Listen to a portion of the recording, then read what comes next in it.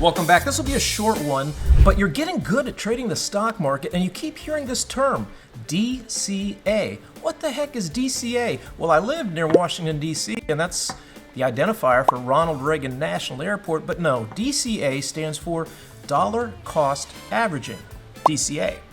And what is DCA? Well, if you buy a stock because you think it'll go up, and let's say you paid $5 and you absolutely believe it will go up, you may be prepared to DCA if it goes down before it goes up. So dollar cost averaging, let's say you bought a share of stock at $5 and it went down to $4. If you bought another share at $4, you'd now own two shares, and you would have bought one at $5, one at $4, and you would have dollar cost averaged.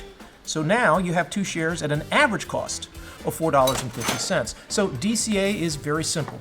It's adding on dollar cost averaging and averaging the price you've paid for all the shares you currently hold in your position and figuring out what your average price is. Now, every major brokerage, they'll do that for you. As you buy more and more shares, they'll tell you what your average price is, right? You've already made some trades and you already know that. But DCA is a way to add on and acquire more shares as the price goes down to lower your cost basis. Now, that could be a dangerous practice if the share price continues to fall. You'll lose more money because you've bought more shares that continue to decline.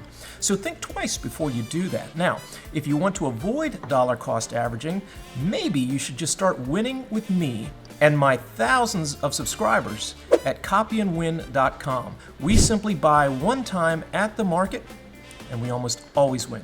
We win every day, every week, every month. What I love about what we're doing here on YouTube is we're teaching you how to trade for yourself.